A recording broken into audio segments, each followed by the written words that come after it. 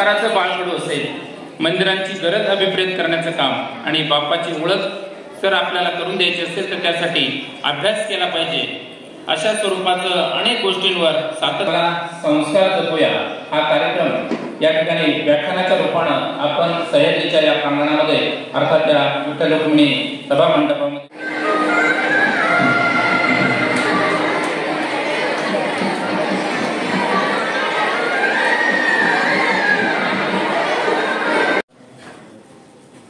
सह्याद्री विद्यालयाच्या 59व्या गणेशोत्सवाच्या निमित्तानं उपस्थित तुम्ही सर्व विद्यार्थी,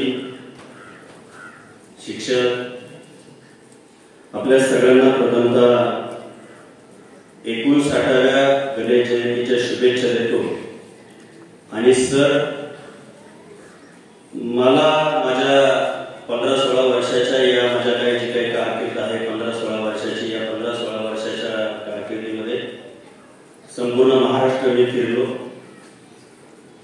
परंतु हा सगळा महाराष्ट्र फिरत असताना मला पहिली अशी शाळा भेटली की जी सलग 59 वर्ष गणेशोत्सव साजरा करते.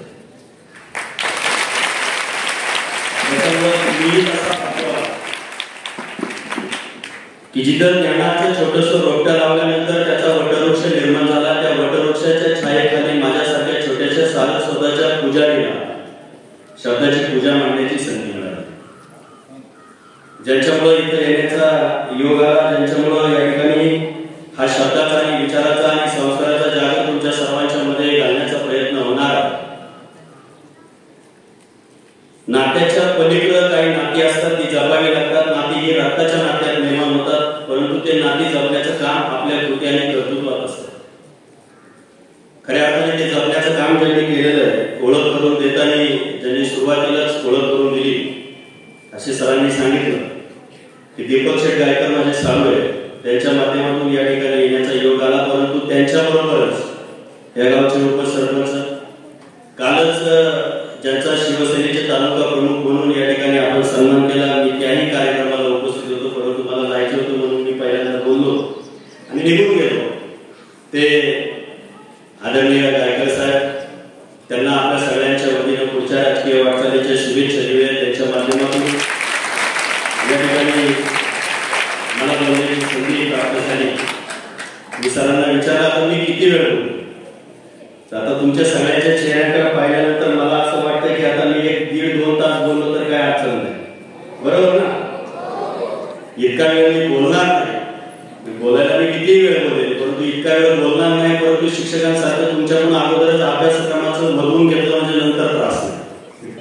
त्याच्यामुळं आपण सगळेजण विद्यार्थी या ठिकाणी उपस्थित आहात.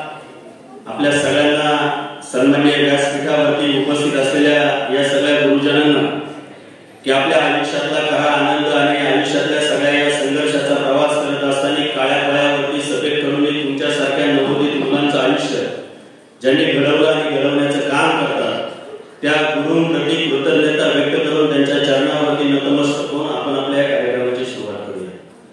मी काल इथून परत गेल्यानंतर मला आता सकाळी विचार पडला की संस्कार मांडायचे, तुमच्यासमोर कोणत्या पद्धतीने संस्कार मांडायला पाहिजे.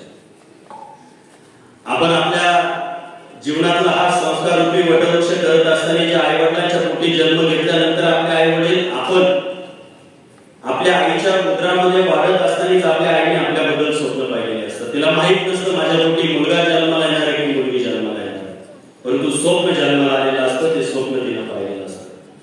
ते स्वप्न साकार करण्यासाठी आपण आयुष्याची पराकाष्ठा करतो, संघर्ष करत असतो, जीवनामध्ये संघर्षाच्या वाटेवरून प्रवास करत असतो. हा सगळा प्रवास आयुष्यातल्या संघर्षाच्या वाटेवरून करत असताना जीवनात संस्कार म्हणजे नक्की काय आणि ते संस्कार कशा पद्धतीने जपले आणि जोपासले पाहिजे याचा विचार आता तुम्ही आम्ही केला पाहिजे. आताचं इन्फॉर्मेशन टेक्नॉलॉजीचं युग आहे, IT इन्फॉर्मेशन टेक्नॉलॉजीचं युग.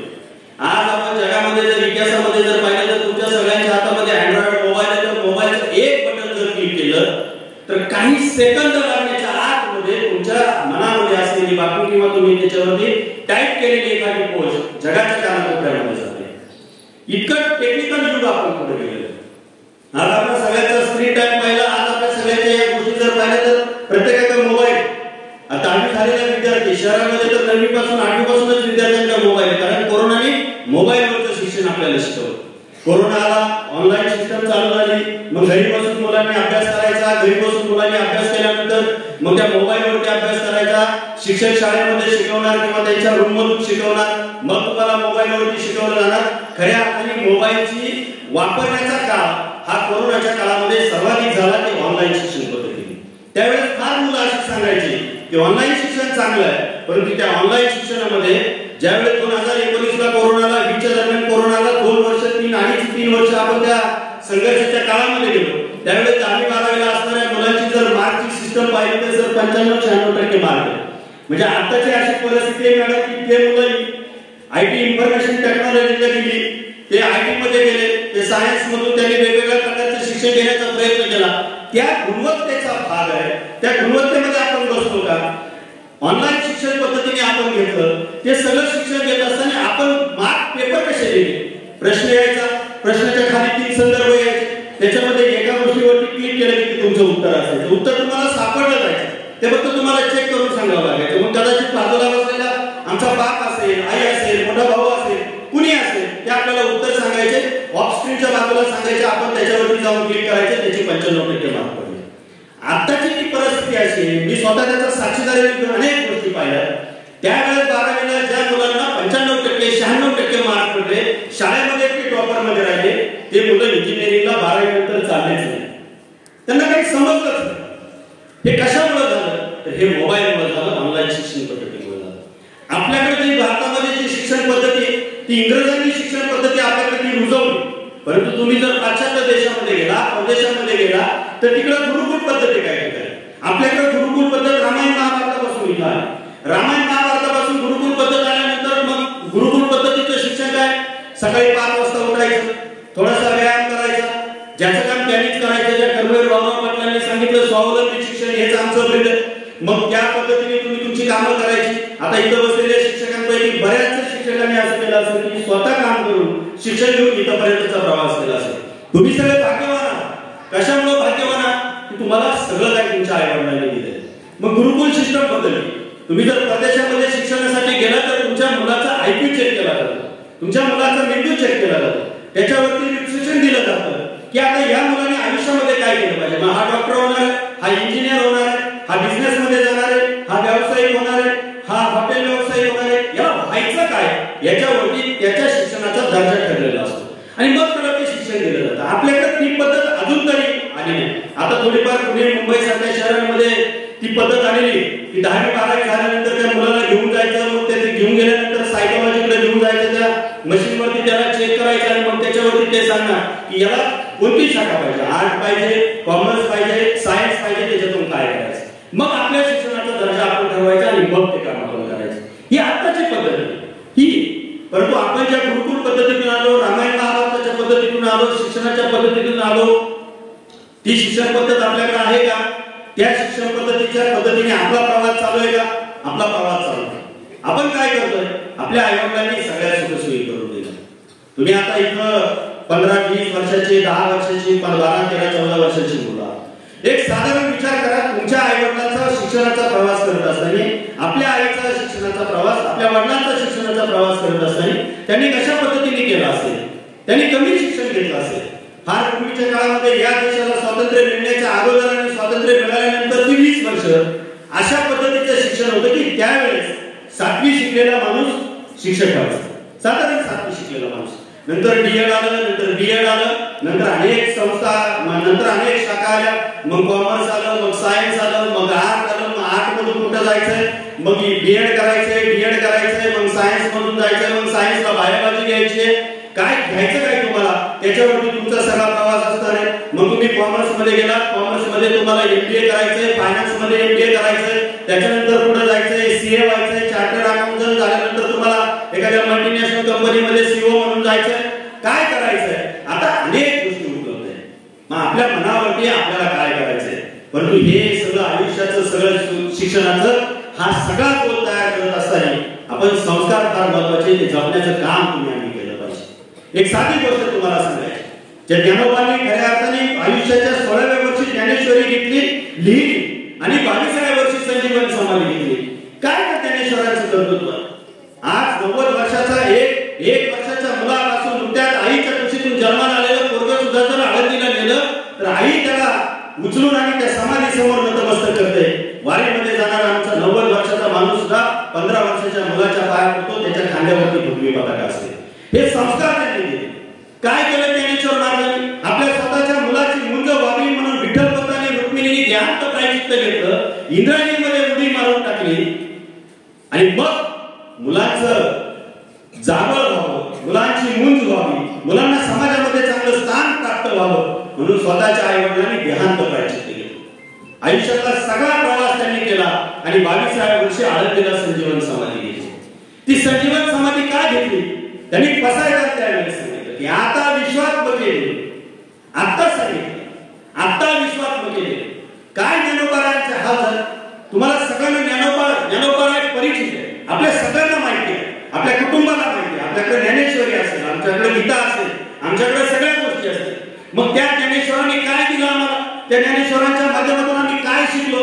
अरे स्वतःच्या झोळीमध्ये भिक्षुगिरी करण्यासाठी किंवा मानवगिरी मागण्यासाठी गेल्यानंतर त्या झोळीमध्ये शेण टाकलं तरी त्याच्यासाठी कधी मुखातून वाईट शब्द आला. आज आम्ही भावाभावामध्ये लहानपणी भांडत असताना, बहिणी बहिणीमध्ये भांडत असताना आमच्या आईवडील काढतो, आम्ही शिव्या देतो, आम्ही वेगळ्या भाषेत बोलतो.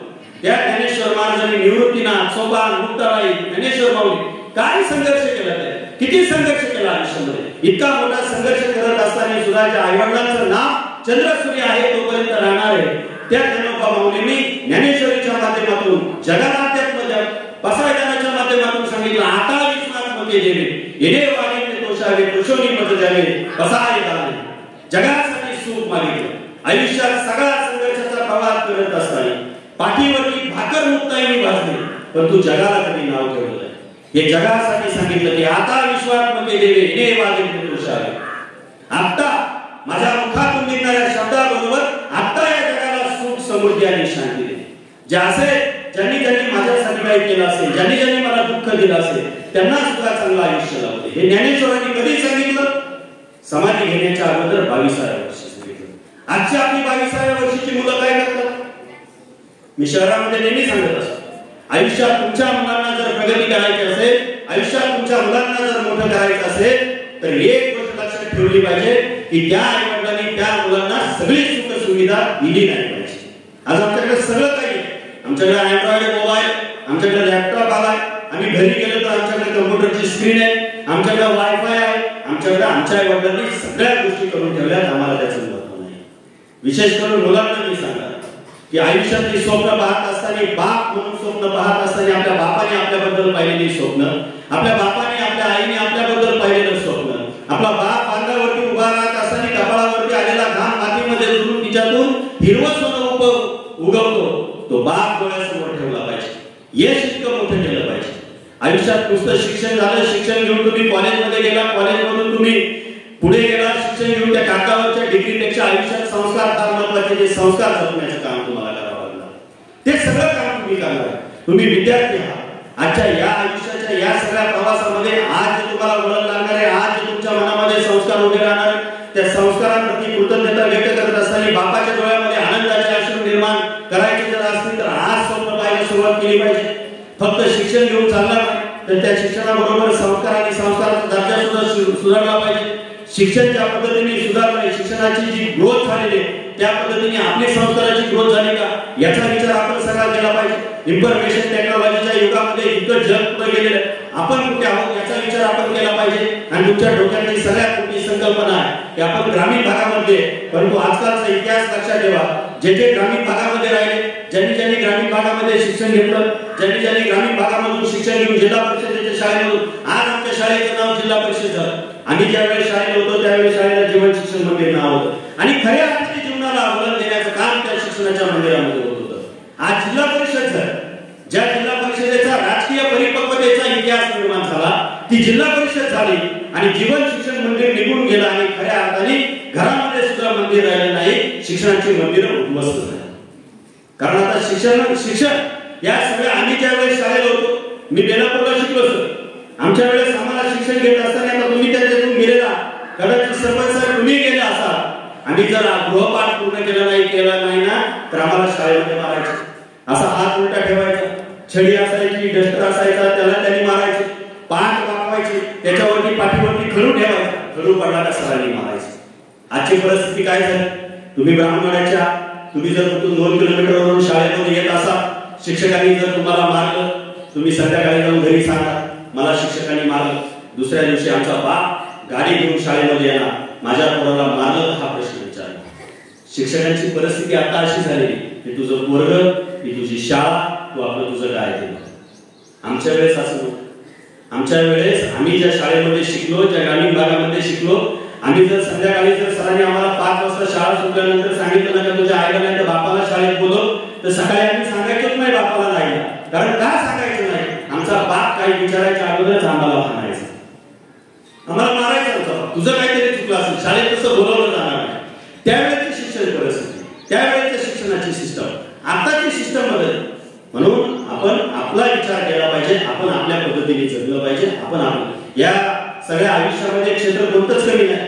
तुम्हाला अनेक शिक्षणाचे पर्याय, अनेक गोष्टी आहेत, परंतु या सगळ्या गोष्टी करत असताना, या सगळ्या गोष्टी आयुष्यामध्ये परावर्तित करत असताना आणि आयुष्यातला हा सगळा प्रवास करत असताना एक गोष्ट प्राधान्याने लक्षात ठेवली पाहिजे की ज्या आईने आपल्याबद्दल स्वप्न पाहिले, ज्या बापाने आपल्याबद्दल स्वप्न पाहिले, त्या आई बापाची स्वप्न आपल्याला साकार करायची. ते का करायची साकार?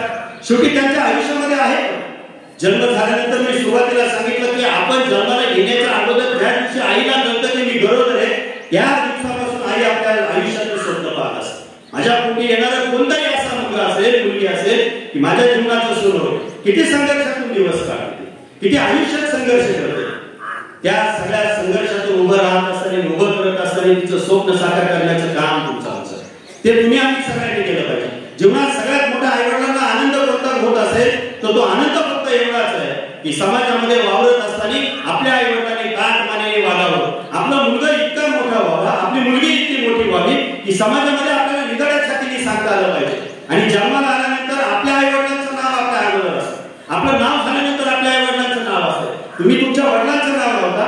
आता शासनाने सिस्टम काढली की पहिलं आईचं नाव लावायचं, नंतर वडिलांचं नाव लावायचं, नंतर आडनाव लावायचं. आपण काय, माझं नाव जर भाऊसाहेब ताराबाई संभाजी कोकाटे असेल तर मला आता माझ्या आईचं नाव लावावं लागेल. तशा पद्धतीने तुम्हाला तुमच्या आईचं नाव लावावं लागेल. हे कशासाठी केलंय? तर आताची जी वावर चाललेली पिढी आहे, पाश्चात्य संस्कृतीचं जे आपण अनुकरण करतो, त्या अनुकरणाच्या पलीकडे आपल्या आईचं अस्तित्व असलं पाहिजे. ते अस्तित्व, आमची आई कदाचित अडाणी असेल, आमची आई कदाचित अडाणी होती, परंतु आमच्या आईच्या मुखातून निघणाऱ्या त्यावेळेच्या संस्काराच्या शब्दाला खऱ्या अर्थाने सुसंस्कृत संस्कार असायचे. आताची परिस्थिती आमची बदलली. तुम्ही आता ग्रामीण भागामध्ये आहात, परंतु शहरी भागामध्ये लढत फार परिस्थिती बदलली. पोरग 6 वाजता बसला जायला, 6 वाजता बसला जायचं तर आई 5 वाजता उठते. आईचं आदल्या दिवसापासूनच चाललंय, उद्या 6 वाजता बसलं पोराला पाठवायचं, उद्या 6 वाजता बसलं. देणार काय? 2 ब्रेड, त्याला जाम लावून देणार, काकडीचे 2 स्लाइस करणार, गाजराचे 2 स्लाइस करणार, त्या ब्रेड मध्ये टाकणार, त्याला पॅक करणार, पोराला देणार. 6 वाजल्यापासून बिचारीची खटपट चालू असते. पोराला शाळेत पाठवायचंय, पोराला शाळेत पोराला सांगणार काय? पोराला शाळेत पाठवताना त्याला पाण्याची वॉटर बॅग देणार, ते 2 सँडविच त्याच्या बरोबर देणार, एखादा सफरचंद त्याच्या बरोबर देणार. आता शाळेची सुद्धा खाण्याची सिस्टम बदलली. आणि मग ते दिलं की त्याला सांगणार मागच्या सीटवरती बसायचं नाही, पुढच्या सीटवरती बसायचं नाही, मधल्या सीटवरती बसायचं. का बसायचं? उद्या गाडीला काही अपघात झाला तर तू व्यवस्थित असला पाहिजे. ही आमची आताची आई सांगणार. मुलाला 2 सँडविच देणार, 2 सँडविच मध्ये सांगणार हे आता सकाळी गेलेल्या शाळेमध्ये बसमधून उतरला ना का पहिला अर्ध सँडविच का मी कटिंग करून दिलेले, तो जॅमची पुडी दिलेली की त्याच्यावरती टाक का, दुपारी 1 वाजता परत एक खा, दुपारी जेव्हा तुझा लंच टाइम असेल तेव्हा अर्ध खा आणि संध्याकाळी येताना अर्ध खा. आमची आई सांगते, आमची आई मुलाला सांगते ते 4 वेळेमध्ये 2 सँडविच 4 वेळेमध्ये खा. आमची पूर्वीच्या काळामध्ये आई तशी नव्हती. आमची आई सकाळी उठायची, स्वयंपाक करायची, कसंही असेल ना, गरीब परिस्थिती असेल तर बाजरीची भाकर करायची, चपाती करायची, त्याच्यावरती चटणी द्यायची आणि ती सांगायची तेव्हा याच्यामध्ये 3 चपात्या आहेत, त्या चपात्या दिल्या, त्याच्यावरती ते दिरडं दिलं, ती चटणी दिली, थोडा कांदा, लोणच्याच्या 2 पुडी दिल्या. मला माहिती तुला एकच लागती पण मी 2 दिल्या. लक्षात ठेव, तुझ्या वर्गामध्ये तू गेला, प्रार्थना झाली, वर्गामध्ये जाऊन बसला की दुपारच्या जेवायच्या सुट्टीमध्ये तुझा तो मित्र आहे ना, त्याची परिस्थिती नाहीये, त्याच्या रोजाने कामाला जाते, त्याला बाप नाहीये, एक काम कर, याच्यातले 1 चपाती त्याला द्यायची, वरचं दिरडं त्याला द्यायचं, 2 लोणच्याच्या पुडी दिल्यात ना त्यातली 1 पोड त्याला द्यायची, दोघांनी मस्त जेवायचं, भांडायचं नाही, तुला भाऊ नाही परंतु तो भावासारखा आहे. ही सांगणारी आमची त्यावेळची आई.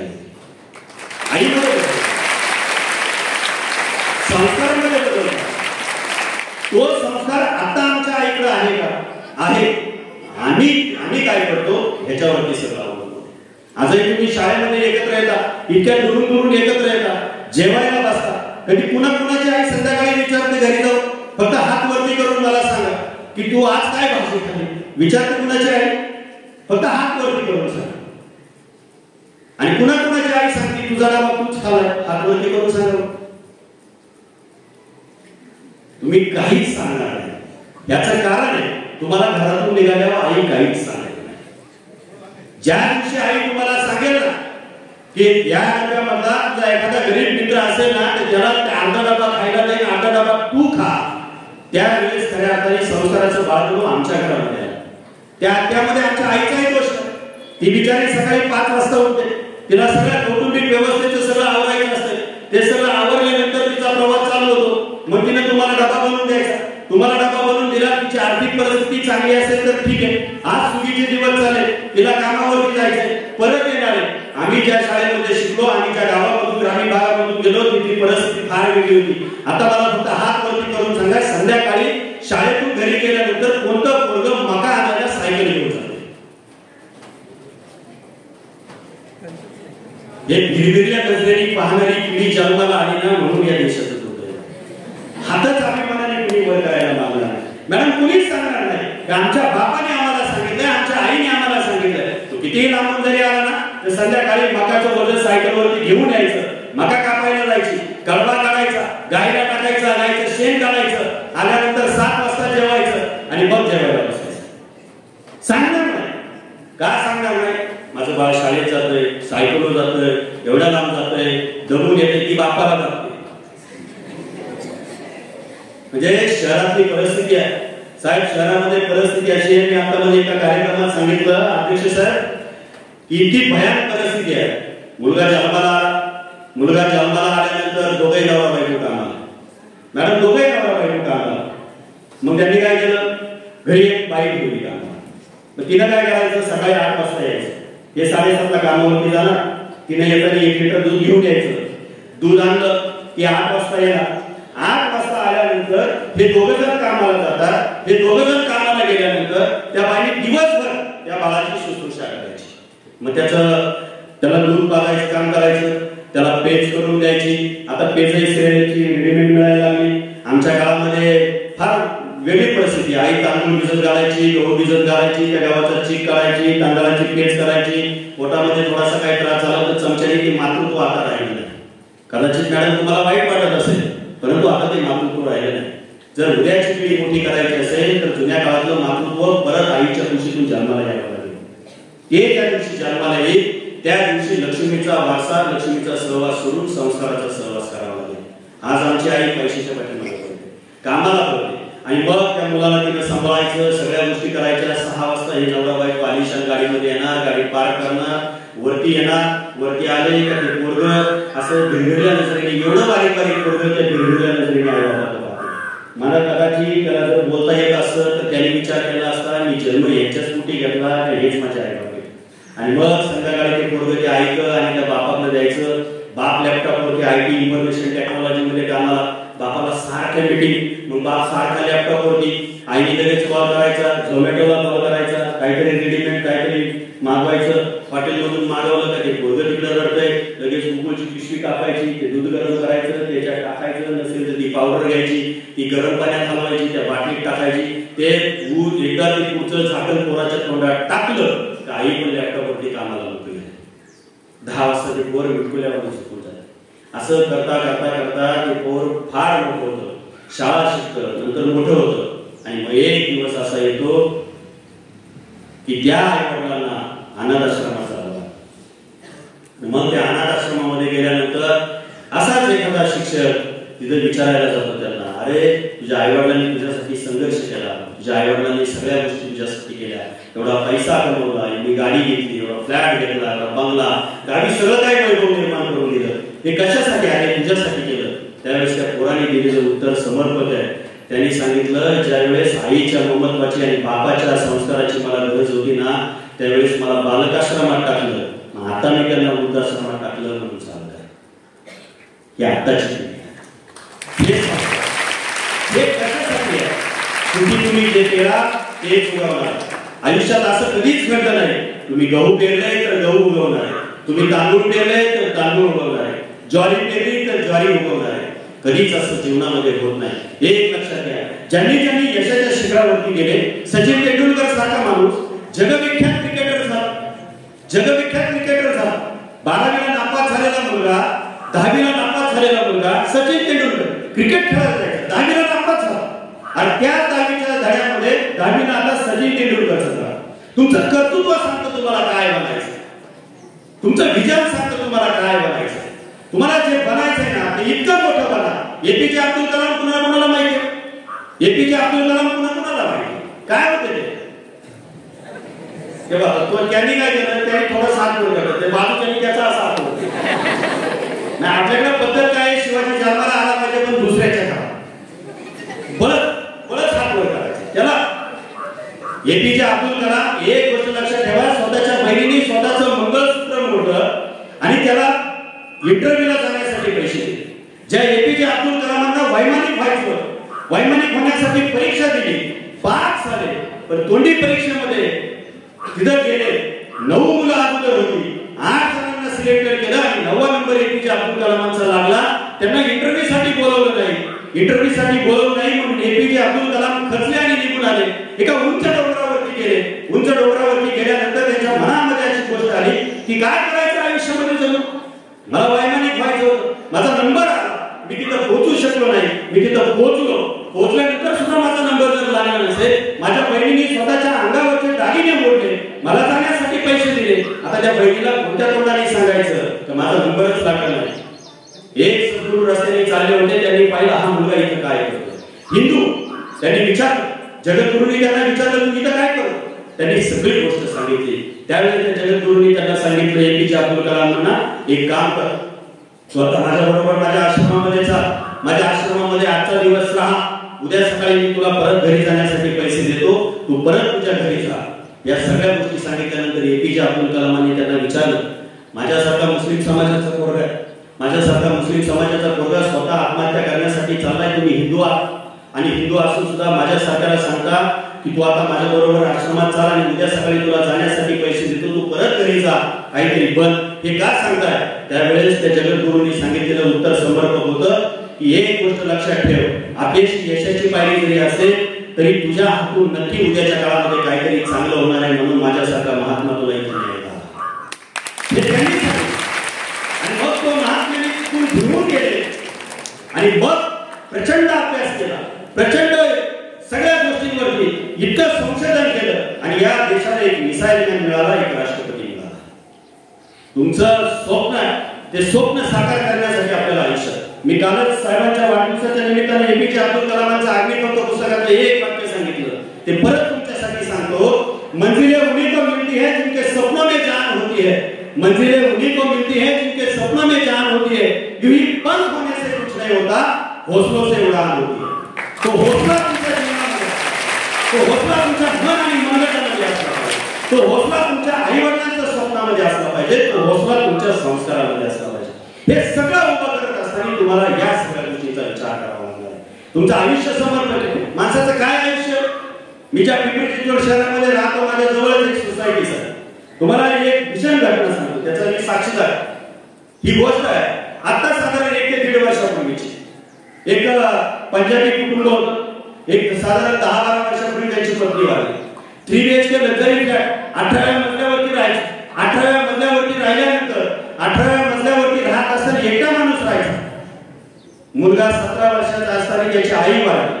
17 वर्षाची असल्यानंतर आई वारल्यानंतर तो मुलगा परदेशामध्ये निघून गेला. शिक्षण दिलं, बापांनी लग्न केलं नाही का, तर मुलाला जर सावध राहायला आली तर माझ्या एकुलत्या एक मुलाला त्रास होईल म्हणून त्यांनी लग्न केलं नाही. मिलिटरीमधून रिटायर झालेले मेजर, लाख रुपये पेन्शन येत होती, सगळं काही होतं, चांगला फ्लॅट होता, लक्झरी, सगळं काही होतं. मुलगा शिकला, मोठा झाला, परदेशामध्ये गेला, कॅनडा सारख्या ठिकाणी गेला, तिथे त्यांनी लग्न केलं.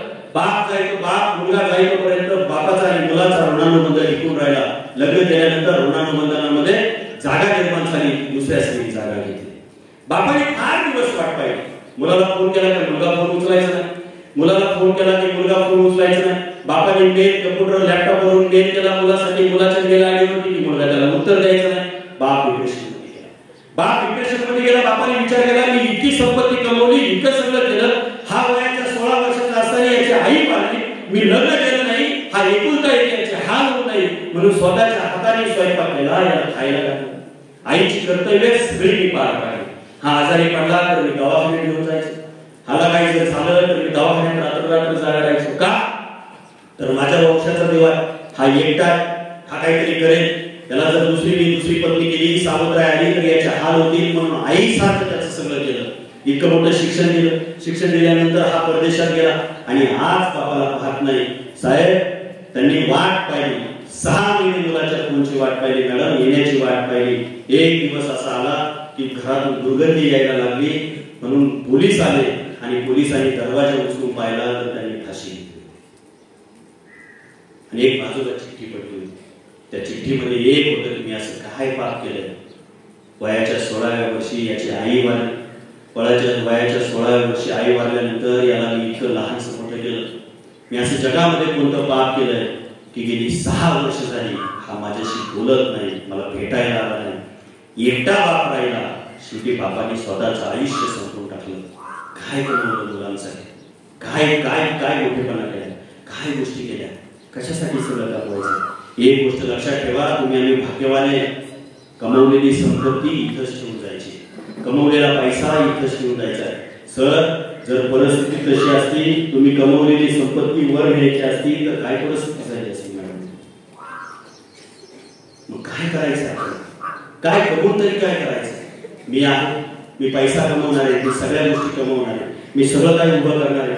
मग हे सगळं उभं करत असताना जर माझी मुलं जर व्यवस्थित निघाली नाही, माझ्या मुलांना जर काही करताच आलं नाही, माझी मुलं जर माझ्यासाठी प्रार्थना करणारी जर निघाली तर मग मला एक सांगा, माझ्या जीवनामध्ये येऊन काय कमवून करायचं, काय करायचं सगळं. या ठिकाणी आपल्याला काही करायचं नाही. फक्त एक गोष्ट लक्षात ठेवा, जे माणसं झाली त्यांचं वय कमी होतं. वयाच्या 16व्या वर्षी ज्ञानेश्वर महाराजांनी ज्ञानेश्वरी लिहिली, 22व्या वर्षी सजीवन समाधी घेतली. ज्यांनी आपलं रक्त सांडलं या महाराष्ट्राच्या मातीला खऱ्या अर्थाने जगावं कसं, मरावं कसं हे शंभूराजांनी शिकवलं. त्या शंभूराजांनी वयाच्या 16व्या वर्षी बुधभूषण साकार केलं. ज्या छत्रपती शिवाजी महाराजांनी हे स्वराज्य उभं केलं आणि आज तुम्ही आम्ही या पंढरीच्या वारकऱ्याच्या या विठोबारायाच्या या मंदिराच्या समोर आपण या प्रांगणामध्ये इतकं सुंदर मांडी घालून बसलोय. आज या मुलींच्या कपाळावरच्या टिकल्या आणि या कपाळावरचा गंध आणि हातामधल्या बांगड्या सांगतात की 450 वर्षापूर्वी ज्या छत्रपती शिवाजी महाराजांनी स्वतःचं रक्त सांडलं, त्या रक्तातून ही माती उभी राहिली. या काळ्या मातीला लाल रंग आला, त्या लाल मातीचा स्पर्श तुमच्या आमच्या मनाला झाला. ती कृपा त्या परमेश्वराची आणि त्या छत्रपती शिवाजी महाराजांची. मंदिरामध्ये स्वतःच्या रक्ताचा अभिषेक घालून हे स्वराज्य व्हावं ही श्रींची इच्छा. हे ब्रीद वाक्य घेतलं आणि सवंगड्यांना बरोबर घेऊन हे स्वराज्य उभं केलं. हे छत्रपतींचं वय काय हो. ज्या स्वामी विवेकानंदांना 40 वर्षाचं आयुष्य लागलं, परंतु समतेचा आणि भारत माझा देश, या भारतातल्या सगळ्या बंधू भगिनी, हे सगळं काय ज्या स्वामी विवेकानंदांनी सांगितलं, त्या स्वामी विवेकानंदांना किती वर्ष वय मिळालं. तुम्हाला आम्हाला सगळ्यांना जगण्यासाठी सारखंच वय मिळतं. आपलं कर्तृत्व काय सांगतं याच्यावरती आपल्या आयुष्याचा लेखाचा अवलंबून असतो. म्हणून माझी तुम्हाला सगळ्यांना एक विनंती आहे आणि विशेष करून मुलींना एक विनंती आहे. तर तुम्ही मोठ्या होणार, तुमचा मोबाईल पुन्हा कुणाकडे, मुलीकडे मोबाईल पुन्हा कुणाकडे. आता एकही हात वर काय म्हणून मला काय विचार करू शकत नाही. घरी गेल्यानंतर आईचा किंवा वडिलांचा मोबाईल कोण हातात घेतो होतं. शाळेच्या कामासाठी कोण कोण घेतो, शाळेच्या कामासाठी एकटीच घेतो, तू पण घेतो. नाही शाळेच्या कामासाठी म्हणजे सरांनी पाठवलेला मेसेज आलाय का, मॅडमने आलेला मेसेज आलाय का, ते पाहण्यासाठी कोण कोण मोबाईल घेतो. समीक्षा तू घेते का नाही, समीक्षा दीपक आहे आमच्या समूला. मी सर फार म्हणजे पुण्यावरून आलो ना, मला तुमच्या शाळेबद्दल का अभिमान वाटतो. समीक्षाला मी फार वेळा विचारतो, ती मला शाळेच्या बाबतीत एवढं सांगत असते का तिला मला कधी कधी सांगावं लागतं, समीक्षा थांब जा. म्हणजे इतकं गुणगान करते ती शाळेचं. ज्या शाळेचे विद्यार्थी असं गुणगान गातात ना, खऱ्या अर्थाने ती शाळा मोठी असते. तुमचा स्क्रीन टाइम पहा. आपण घरी गेल्यानंतर काय पाहतो, युट्यूब कोण कोण पाहतो, युट्यूब कोण कोण पाहतो. अरे बिंदास हात वर करा, मी आहे, तुम्ही टेन्शनच घेऊ नका, करा बिंदास हात वर. जे खरे पाहतात युट्यूब त्यांनी हात वरती करा, करा हात वर. कोण कोण युट्यूब पाहतात? बरंच दुसऱ्याचा हात वरती करायचा. पहा, मुलांपेक्षा मुलींची संख्या युट्यूब पाहण्याची जास्त आहे. मग कोण कोणाला भारी आहे? मुली भारी आहेत का नाही? आता मुलींनी मला एक सांगा, युट्यूब वरती तुम्ही काय काय पाहता?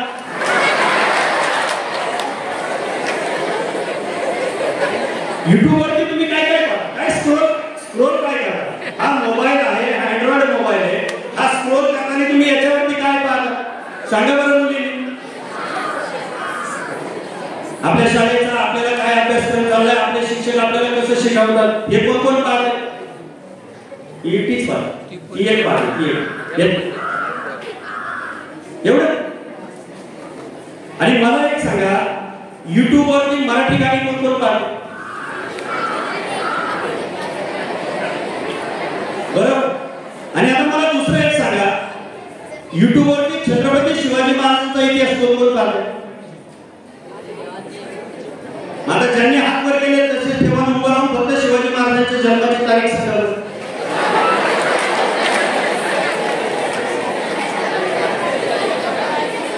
बरोबर ना? सांग बरं तारीख, पाठीमागचं सांग बरं तारीख. हा मग तूच 31 30 बरोबर आहे. काय आपण एक गोष्ट लक्षात ठेवायची, आयुष्य जगायचं ना हसून खेळून जगायचं, इतका आनंदाने जगायचं ना की आपण आपलं आयुष्य जगत असताना बाजूच्याला सुद्धा त्रास करतो. मोबाईल आपण पाहतो ना, आपला बाप आपल्याला मोबाईल देतो, आपली आई आपल्याला मोबाईल देते ना, ती कशासाठी देते मोबाईल? कशासाठी देते मोबाईल? काय पाहण्यासाठी देते? मग त्या मोबाईलवरती सायराट कुणी कुणी पाहिलं? मोबाईलवरती सायराट कुणी कुणी पाहिलं? सायराटचं गाणं कुणी कुणी पाहिलंय मोबाईलवरती? सायराट चित्रपट कुणी कुणी पाहिलं? मला फक्त आता उभं राहून एकाने सांगायचं, तो कोपऱ्यातला तो विद्यार्थी, तो तू पाठीमागं पाहिजे, उभा राहा. मला फक्त सायराटचा शेवट सांगा, सायराटचा शेवट सांगा. आरची आणि वर्षा भारी वाटला का नाही? त्याच्यात भूमिका सुंदर केली नाही, डान्स किती भारी केला का नाही?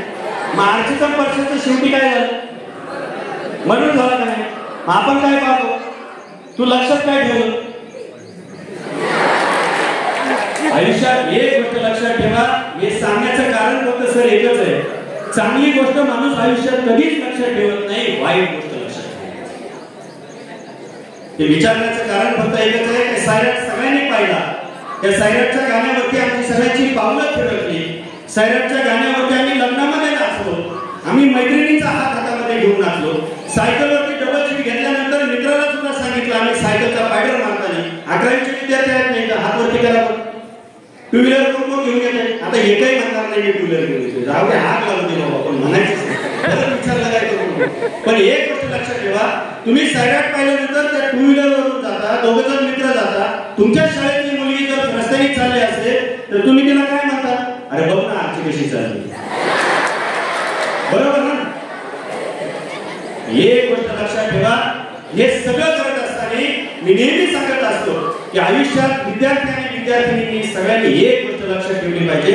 छत्रपती शिवाजी महाराज का लक्षात ठेवले पाहिजे? छत्रपती शिवाजी महाराज लक्षात ठेवत असताना छत्रपतीचा इतिहास लक्षामध्ये ठेवत असताना एक गोष्ट लक्षात ठेवली पाहिजे, छत्रपती शिवाजी महाराज आणि राजाचा पाटील या दोन गोष्टी इतिहासामध्ये लक्षात ठेवल्या पाहिजे. त्या आईला असं वाटतं ना की माझ्या मुलांनी मोठं व्हावं, त्या आईला असं वाटतं ना माझ्या मुलांनी एपीजे अब्दुल कलाम बनावं, ज्या आईला वाटतं ना माझ्या मुलांनी महात्मा गांधी बनावं, ज्या आईला वाटतं ना माझ्या मुलांनी स्वामी विवेकानंद बनावं, ज्या आईला वाटतं ना माझ्या मुलांनी छत्रपती संभाजी महाराज बनावं, ज्या आईला वाटतं ना माझ्या मुलांनी तेंडुलकर बनावं, त्या आईने पहिली एक गोष्ट लक्षात ठेवली पाहिजे, छत्रपती शिवाजी महाराज आणि राजाराम पाटील लक्षात ठेवला तर तुमचा मुलगा जगातला सगळ्यात मोठा बनेल. हे आईने संस्कार दिले पाहिजे, हे संस्कार आईने दिले पाहिजे. आमच्या घरातल्या मुलीने जर आईला सांगितलं ना, बापाला जर सांगितलं ना, मी रस्त्याने येताना हा मुलगा माझ्याकडे वाकड्या नजरेने पाहत होता, त्यावेळेस आईने तिला आठवण करून हिरकणीची दिली पाहिजे. त्यावेळेस आईने आठवण करून तिला राजमाता जिजाऊची आठवण करून दिली पाहिजे. त्यावेळेस आईने तिला आठवण येसुबाईची करून दिली पाहिजे.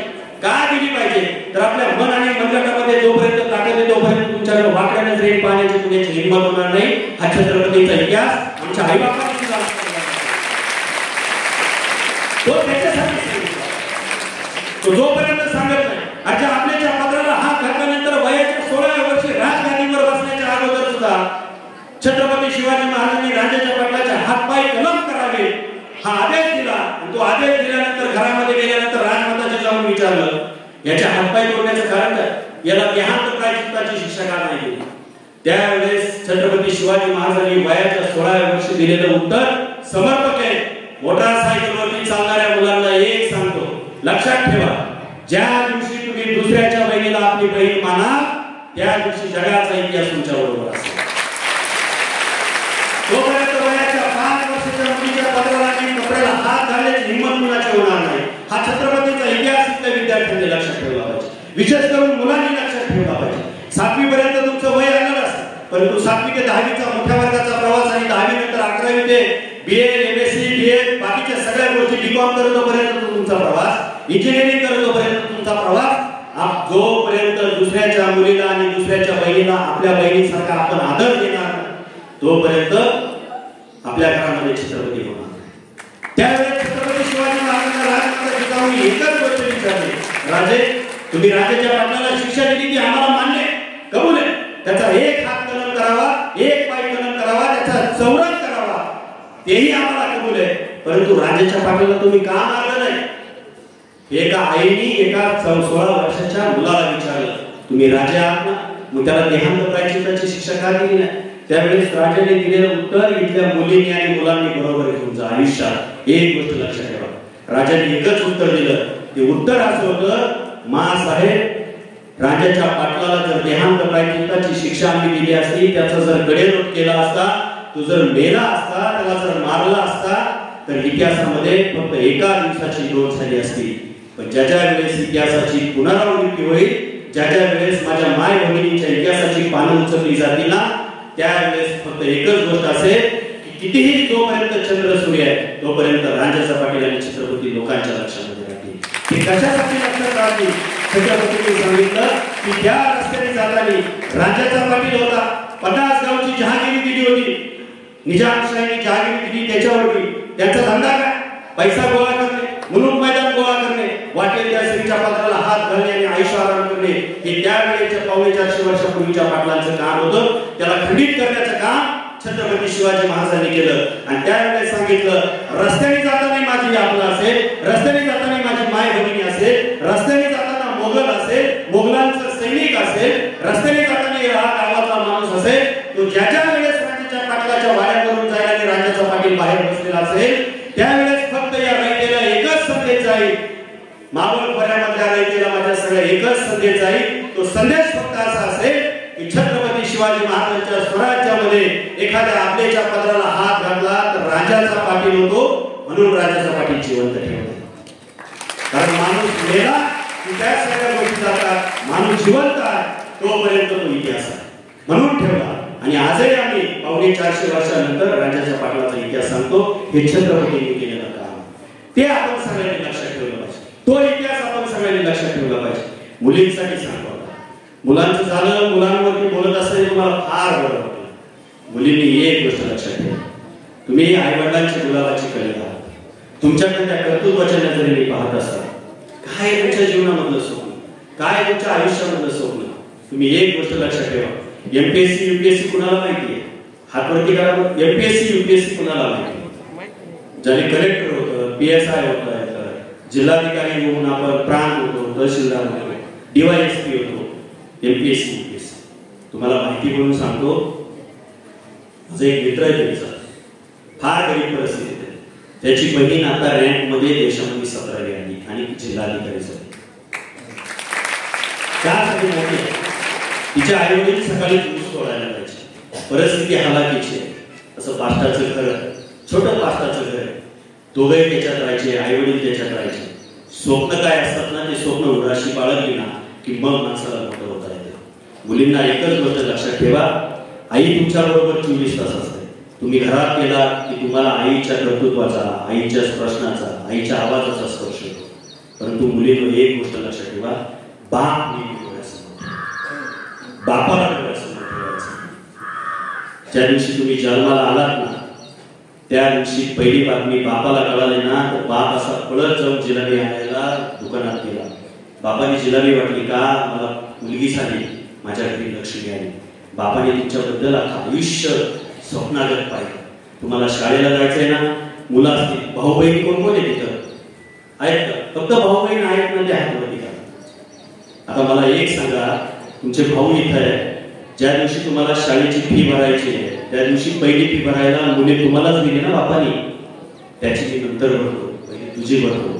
तुमची आर्थिक परिस्थिती कशी आहे आम्हाला माहित नाही, पण तू मुलीने हात खाली करा, किती वेळ थांबा. एक गोष्ट लक्षात ठेवा, तुमची आर्थिक परिस्थिती कुणाला काही माहित नाही, पण तुझ्या बापाने तुमच्याबद्दल स्वप्न पाहिलं ना, त्या बापाच्या स्वप्नाला कधी काळिंबा लागेल ना असं बस.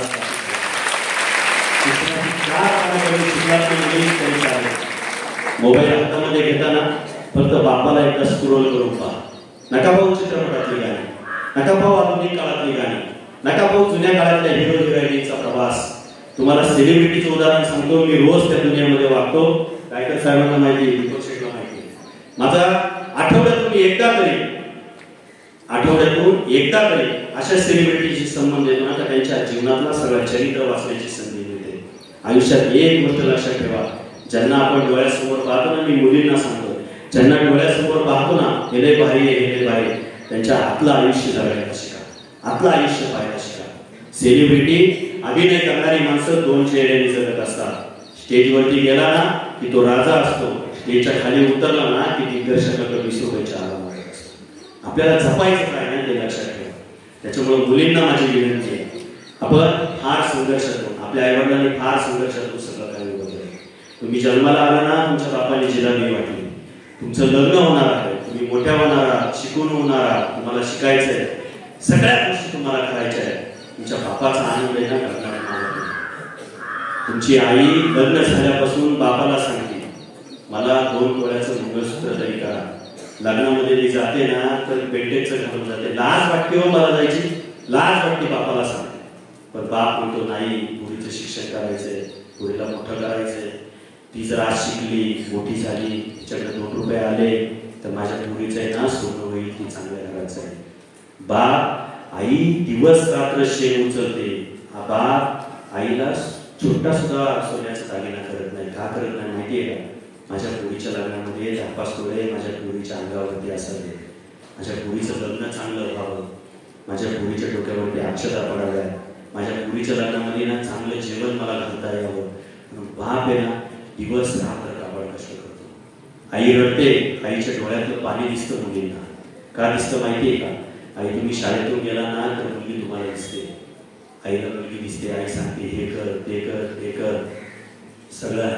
बाप थोडासा जरी रागावला ना तरी मुलीला राग येतो. पण तू एक सांगू, आईच्या आणि बापाच्या रागावण्यामध्ये फार फरक असतो. बाप रागवतो, आई रागवते, ती संस्काराने रागवते. बाप रागाने जरी रागवत असेल ना तर बापाचं प्रेम आईपेक्षा मुलीवरती किंचित जास्त असतं.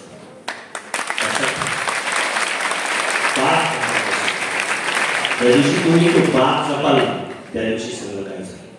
मी तुम्हाला सांगितलं, मोबाईलवरती गाणी पाहण्यापेक्षा, मोबाईलवरती चित्रपटाचे ट्रेलर पाहण्यापेक्षा, मोबाईलवरती मालिका पाहण्यापेक्षा, मोबाईलवरती ना कष्टकरी बाप पहा, बापाची स्वप्न पहा, बापाने काय केलेलं ते पहा. आज तुम्ही 10वीला जाणार, 10वीनंतर 11वीला जाणार, 12वी करणार, कॉलेजच्या जीवनामध्ये जाणार, तुमच्या आयुष्याला नवीन उभारी मिळणार आणि कुठेतरी जाऊन या सगळ्या मोबाईलच्या नादामध्ये कोणतरी मित्र मिळणार आणि तो मित्र मिळाला तुमच्या जीवनातला नवा प्रवास चालू होणार. फक्त एकच गोष्ट लक्षात ठेवा, हा सगळा प्रवास करत असताना आपल्या बापाला डोळ्यासमोर ठेवा. ज्या बापाने दिवस रात्र काबाड कष्ट केले, जो बाप दिवसभर मोटरसायकलवरती फिरत राहिला, जो बाप पोटाला खाल्लं नाही परंतु तुमच्या पोटाची काळजी घेतली, सगळी कौटुंबिक व्यवस्था त्या बापाने चालवली, त्या बापाच्या डोळ्यामध्ये अश्रू येतील ना. फक्त असं काम तुमच्या हातून होऊ नका, तुम्ही करायची जबाबदारी.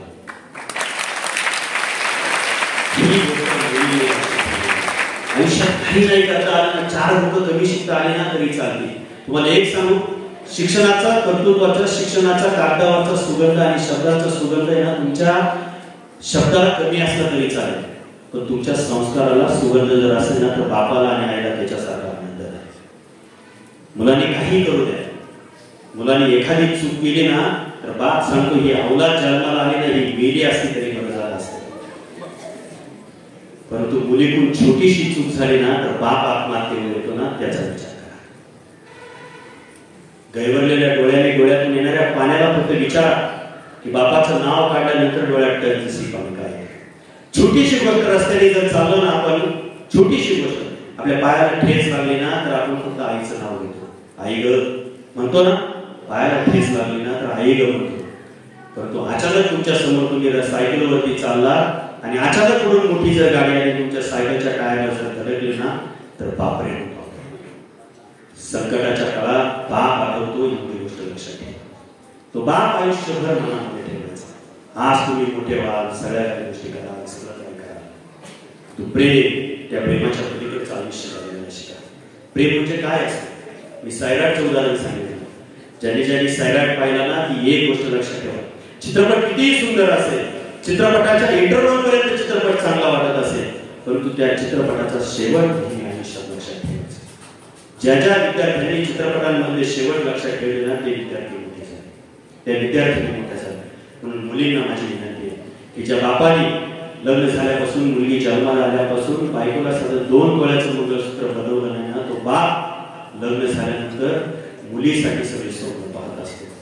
बाप दात बनवून ठेवतो, बाप सोनं बनवण्यासाठी सोनाराला पैसे देऊन ठेवतो, बाप बँकेमध्ये पतपिढीमध्ये पैसे साठवून ठेवतो. का? माझ्या मुलीचं लग्न झालं पाहिजे, माझ्या मुलीच्या शिक्षणाला पैसे लागणार आहे. बाप तुमच्या शिक्षणासाठी याच्या त्याच्याकडे पैसे लागतो. बापाला ज्यावेळेस कॉलेजमध्ये पैसे भरायचे असतात ना, आणि कॉलेजमधून फोन येतो ना, 75,000 रुपये आता तुमच्या मुलीचे राहिले, बापाकडे पैसे नसतात, बाप व्याजात सावकाराकडे जातो, दे आता दे जरा, मला आहे ना माझ्या मुलीसाठी पैसे भरायचे. तिच्या कॉलेजमधून फोन आला होता, 75,000 रुपये राहिले तिचे भरायचे, तिला नाही तो हॉस्टेलला ठेवणार नाही, ते मला आहे ना आता 75,000 रुपये दे, किती टक्क्यांनी व्याज लावायचं ना लाव, मी तुझे पैसे तुला नंतर आणून दे. पण पोरगी शिकू दे, लई स्वप्न पाहिले पोरीच्या बाबतीत. माझी पोरगी जर मोठी झाली ना, तर मला याच्यासारखा आनंद नाही. जाऊ दे, जमीन गेली, घर गेलं, सगळं गेलं ना तरी चालेल, पोरगी मोठी झाली पाहिजे. ते मी ना तुला 2 आठवड्यात ना पैसे परत करतो, भले महिन्याचं व्याज देतो, पण तू दे. तिला जर आता नाही ना पैसे भरले तर तिला घरी पाठवतो. नको, माझं ऐक ना. सावकाराला सांगतो. सावकार काय सांगतो माहिती? सावकार बापाला सांगतो, तुझं 1 एकरचं वावर आहे ना, ते माझ्या नावावरती ना आता 60 एकर करून दे, पैसे देतो. बाप मागवतो पाहत नाही. का पाहत नाही माहिती का? बापाच्या डोळ्यात एकच असते, तुमच्या आता डोळ्यामध्ये आलेलं पाणी ते सांगते. काय सांगतो माहिती का बाप? बाप सांगतो नको शिकू दे, पोरगी इंजिनियर झाली ना, मोठी डॉक्टर झाली ना, वकील झाली ना, याच्यासारखा आनंद नाही. मी काही करेन, रात्रंदिवस कामाला कष्ट करेन, पहाटे 3लाच उठे, गायांचं आवरेल, सकाळीच लवकर जाईल. मी ना स्वतःच्या पोटाला खाणार नाही, 50 रुपयाची मिसळ खायची ना, ती सुद्धा खाणार नाही. मी माझ्या लेकराला पाठवून देईल. का देईल माहिती का? अरे तिला जर तिथं 50 रुपये जरी मी पाठवले ना, तर तिथं काहीतरी ना वडापाव तरी खाईल. तो आनंद आहे मला मुलीच्या बाबतीत. बाप ते सांगत असतो. बायकोला काहीच करत नाही. बायको सारखी म्हणत असते, अहो करा 2 तोळ्याचं मंगळसूत्र मला. मी लग्नात जाते, माझ्या नातेवाईकांमध्ये जातो ना, बाप एक सांगतो, तुला एक सांगू का? पत्नीला सांगतो, आपली छकुली शिकली ना, मोठी झाली ना, अगं सोन्याचंच आहे ना तू, ती मोठी झाली ना, समाजात मिरवताना बघ तुला किती अंगावरच्या सोन्यापेक्षा जन्म दिलेलं सोनं मोठं झालं ना, याच्यासारखा आनंद नसतो. हे फक्त एक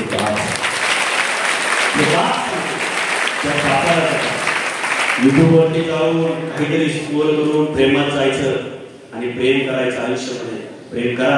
प्रेम कशावरती करा माहिती? प्रेम ज्यांनी इतिहास ठरवला ना, त्यांच्यावरती प्रेम करा. प्रेम करा, कुणावरती प्रेम करा? संस्कारावरती प्रेम करा. असा बाप आपला दिवस रात्र काबाड कष्ट करतो, त्या बापासाठी सगळ्याला शिका.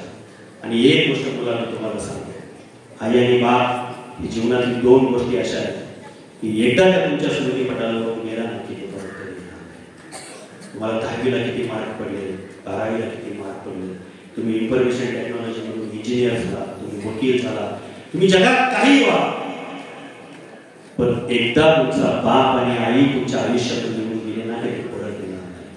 आणि एक गोष्ट लक्षात ठेवा, मुलींनो, तुमच्या डोळ्यामध्ये पाणी आहे, त्या पाण्याची शपथ घेऊन आता गणपती बसला. फक्त एकच गोष्ट लक्षात ठेवा, मी आयुष्यात काहीही करेन, मला शिक्षण कमी घेतलं तरी चालेल, मी जीवनात किती मोठी होईल, परंतु एक गोष्ट लक्षात ठेवा, माझ्या आईने बापाने जे स्वप्न पाहिले ना ते स्वप्न साकार केल्याशिवाय मी स्वस्त असणार नाही. ते स्वप्न म्हणजे एखादा मित्र मिळेल, त्याची मोटरसायकल मिळेल, हे किती दिवस आहे तुम्हाला माहिती आहे? एखाद्या मित्राची मोटरसायकल घ्यायची, त्याच्या गाडीवरती बसायचं, कुठेतरी जायचं, 4 पाणीपुरीचे खास खायचे, कुठेतरी भेळ खायची, झाडाखाली गप्पा मारायच्या, तो मुलगा तुम्हाला घरी आणून सोडणार, निघून जाणार. हे फक्त थोड्या दिवसाचं काम. पण एक गोष्ट लक्षात ठेवा, मुलीचं लग्न झालं ना, लग्न झाल्यानंतर डोक्यावरती अक्षता पडत असताना अख्खा बाप हसऱ्या चेहऱ्याने लग्न मांडवामध्ये लोकांना विचारतो, अरे ज्या बापाने सावकाराकडे कर्ज काढलं, ज्या बापाने स्वतःची जमीन दान ठेवली, ज्या बापाने अनेक कष्ट केले, ज्या बापाने 4-4 गायांचं दूध काढलं, ज्या बापाने स्वतः शेणाचं टोपलं उचललं, ज्या बापाने स्वतः मका घेऊन आला, त्या मुलीच्या लग्नामध्ये बाप इतक्या आनंदाने करतो, परंतु बापाने नवी कपडे घातलेले असतात ना, त्या कपड्यांमध्ये लग्नाच्या दिवशी फक्त बापाची बनेल बाकी जुनी बनेल असते. तो बाप लक्षात ठेवला पाहिजे. अंगावरून नवीन कपडे असते, मुलीच्या डोक्यावरती अक्षता पडत असताना जगातलं एकमेव सत्य आहे, एक वेळेस आई बहिणींबरोबर असेल, एक वेळेस आपली आई मोठ्या मुलीबरोबर असेल, एक वेळेस आपली आई आपल्या मावशी बरोबर असेल, तिच्या डोळ्यातला अश्रू पुसण्यासाठी बहिणींचा हात पुढे जाईल, तिच्या डोळ्यातला अश्रू पुसण्यासाठी शेजाऱ्यांचा हात पुढे जाईल. परंतु मंडपाच्या एका बाजूला हातामध्ये अक्षता घेऊन तो बाप आपल्या मुलीबद्दल स्वप्न पाहून डोळ्यामध्ये अश्रू त्या अक्षरांवरती टाकतो आणि त्या अक्षरा तुमच्या डोळ्यावरती तुमच्या अंगावरती टाकतो ना, ते खरे आशीर्वाद जर तुम्हाला जर मिळाले तर आयुष्यात याच्यासारखं स्वप्न साकार करण्याची संधी तुम्हाला कधीच मिळणार. तिथे जा, तिथे कर्तृत्वाने उभ्या मुली, तुम्ही तुमच्यावरती. एक उदाहरण सांगतो होतं तुम्हाला, छत्रपती शिवाजी महाराजांचा राजमाता जिजाऊ.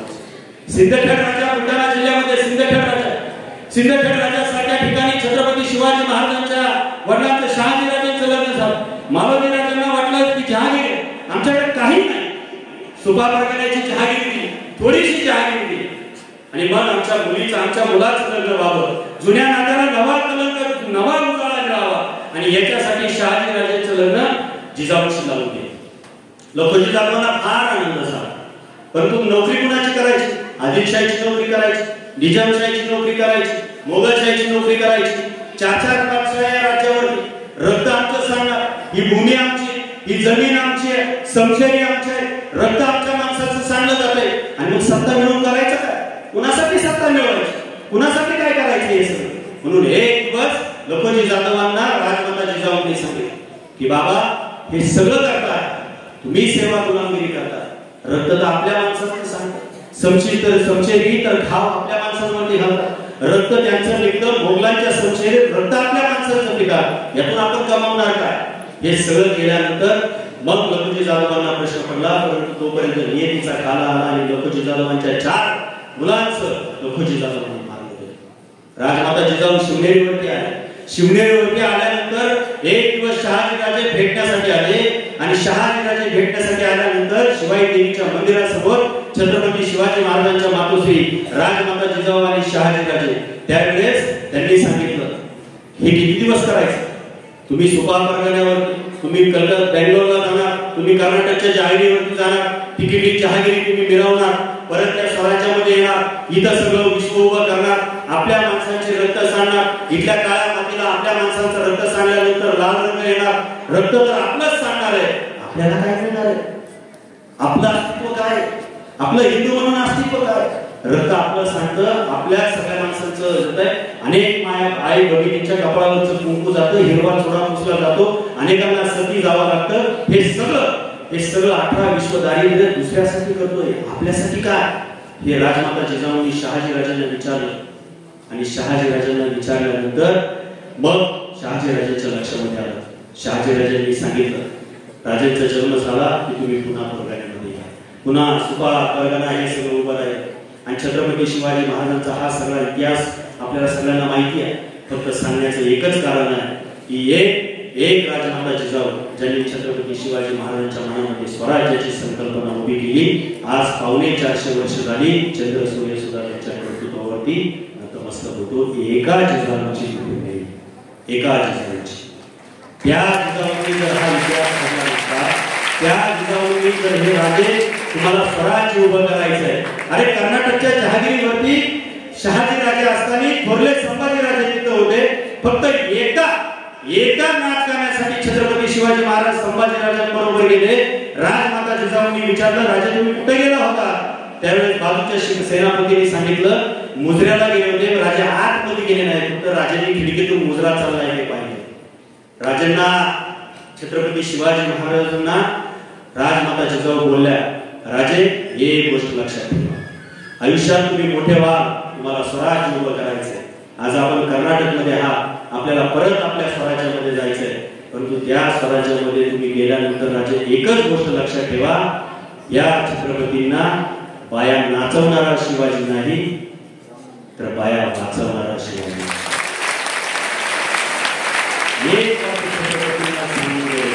मी त्याच्यानंतर 2 वर्षांनी तब्बल राज्याचा पाठी चालला. एक वाक्य आईच्या मनातलं काय सांगून जातं ना ते, आणि एक वाक्य बापाच्या मनातलं काय सांगून जातं ना ते इतिहासाने आम्हाला शिकवलं. आणि म्हणून या सगळ्या गोष्टींचा हा सगळा प्रवास करत असताना आपल्या नव्या आयुष्याला उभारी देण्याचं काम आपल्याला करायचं आहे. मुलींनो, तुम्ही शिक्षण घेत असताना फार मोठ्या व्हा, कलेक्टर व्हा. यातल्या कितीतरी उद्या PSI होती, SP होती, CP होती, कलेक्टर होती, मोठमोठ्या हुद्द्यावरती जा, सगळ्या व्हा. पण तुम्हाला एक सांगू, तुमचं लग्न होण्याच्या अगोदर आणि लग्न झाल्यानंतर सुद्धा, लग्न होण्याच्या अगोदर दुसऱ्या मुलाकडे वाकड्या नजरेने पाहत असताना, आपल्याकडे दुसरा मुलगा वाकड्या नजरेने पाहत असताना, मन आणि मनगटामध्ये इतकी ताकद ठेवा की त्याचे डोळे काढण्याची ताकद तुमच्यामध्ये आली पाहिजे.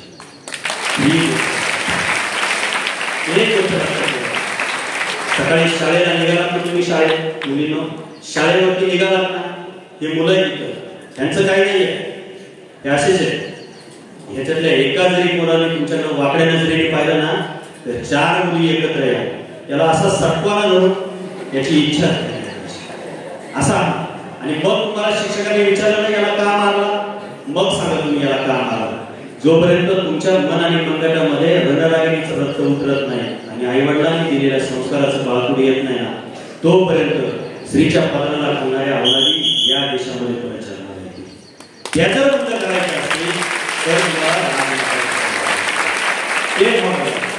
मुलांचं काय हे सांगतात नाही बिंदास, मला काय फरक पडतो. त्याचं कारण आहे, त्या मुलांना कधी आईवडिलांच्या डोळ्यातल्या आशेची किंमत नसते.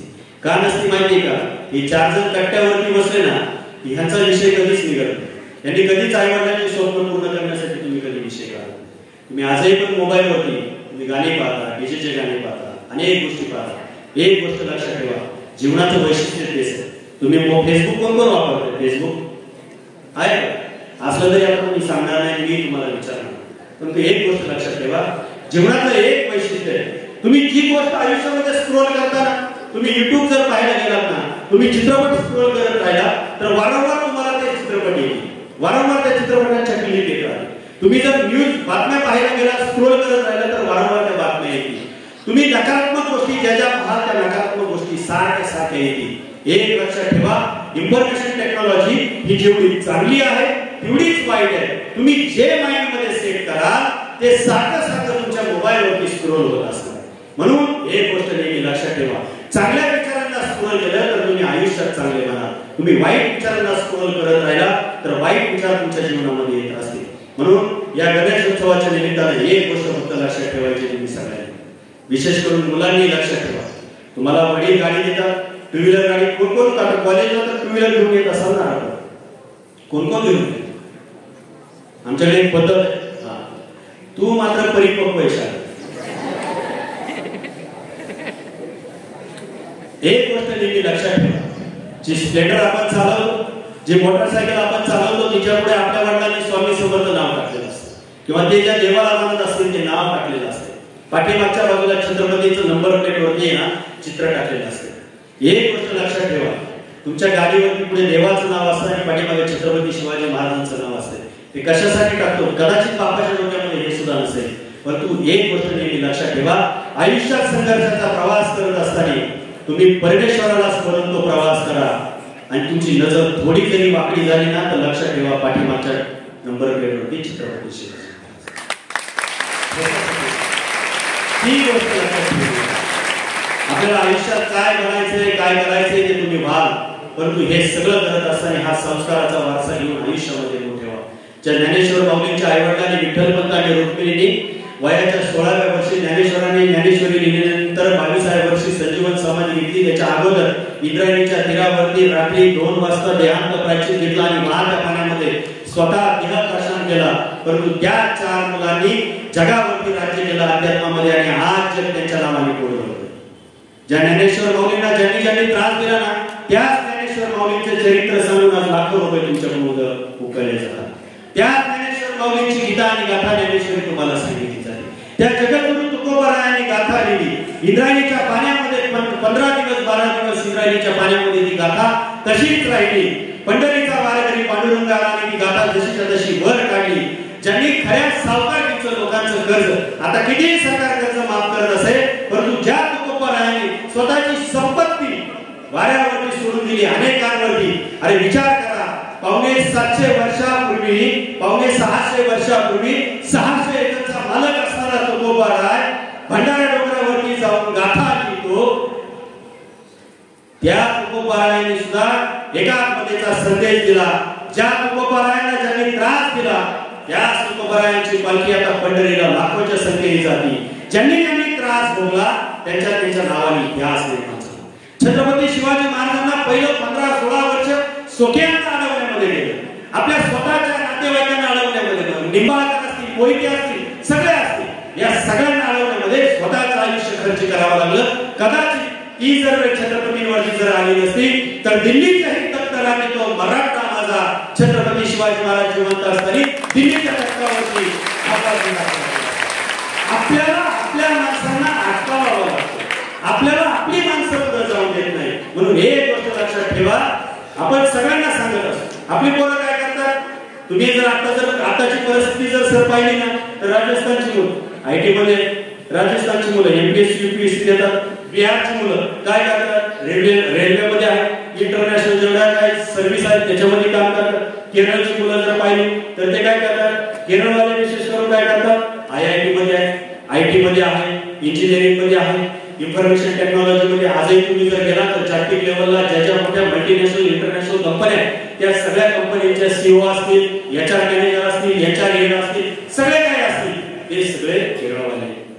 आज तुम्ही डॉक्टर मध्ये गेला तर केरळवाली मुलं डॉक्टर आहेत, मुली डॉक्टर आहेत. आज तुम्ही जर मल्टीनॅशनल 7 स्टार हॉस्पिटलला गेला तिथं जर पाहिलं तर नर्स कोण आहेत, सगळ्यात जास्त केरळ आहे, सगळ्यात जास्त साऊथ वाले आहेत. ते काय, याचं कारण त्यांना त्यांचा आयक्यू कळाला. आपल्या का काय, आपली पोरं कोण आहेत, आपली पोरं गावच्या यात्रेचा अध्यक्ष, आपली पोरं काय छोट्याशा मंडळाचा सभासद, आपली पोरं काय 10वी एकदा झाला की मोटरसायकल घ्यायची, या राजकीय नेत्याचा झेंडा हलवायचा, त्याच्या मागे फिरतात. आपली पोरं काय वडापावच्या गाडीवरती जायचं, बिहारी वडापाव जरी विकणारा असेल तर 2 वडापाव खायचे, त्याला दादागिरी करायची. आमच्या गावात आहे, तुला लाज वाटते का पैसे मागायला, चालला घरी. आपली पोरं काय करतात, सायकल पंक्चर झाली की केरळवाल्या अण्णाकडे जायचं, केरळवाल्या अण्णांनी सांगितलं 10 रुपये देणे का, यांनी सांगायचं माझा बाप माझ्या गावचा सरपंच आहे, 5 रुपयात करतो तो पण नाही, उद्या तू लोक लावतो. आपली पोरं ह्याच्यातच गेली. म्हणून लक्षात ठेवा, दुसऱ्याला नाव ठेवण्यात काहीच उपयोग नाही. आपण आपलं पाहिजे. आपल्याकडे आपल्याकडे एक साधी गोष्ट सांगतो तुम्हाला, ही संस्कृती आपल्या घरातून लागते. आपण घरामध्ये राहत असताना आपल्या घरातली लाईट गेली ना, आपल्या घरातली लाईट गेली तर आपला बाप घरात असेल किंवा आपल्या आई जर घरात असेल ना, ती काय सांगते माहिती का, पप्या शेजारची लाईट का बघे. आणि जर पप्या चुकून म्हटला मम्मी लाईट आहे ना त्यांची, पहिल्या मुद्द्याला माझीच लाईट कशी गेली काय कळत. पण जर पप्या चुकून जर म्हटला ना मम्मी शेजारची पण लाईट गेली, बरंच तिची लाईट गेली. ही प्रवृत्ती आपण बदलली पाहिजे. मोठे कधी व्हाल माहिती का, जेव्हा आपल्या बरोबरच्या माणसांचा मोठेपणा आपल्या मनामध्ये, तुम्ही आता 10वीला आहे, 9वीला आहे, 12वीला आहे, 11वीला आहे, तुमच्या बरोबरचा मित्र आहे 96 पॉइंट मार्क पडले तर त्याला 96% 12वीला मार्क पडले ना, आनंद माना. घरी जाऊन आईला सांगा माझा मित्र येतो त्याला 96% मार्क पडले, मम्मी आम्ही दोघं बरोबर होतो, पडू दे मला 94% मार्क, पण त्याला 96 पडले ना, मला आनंद आहे, हे आईला सांगा.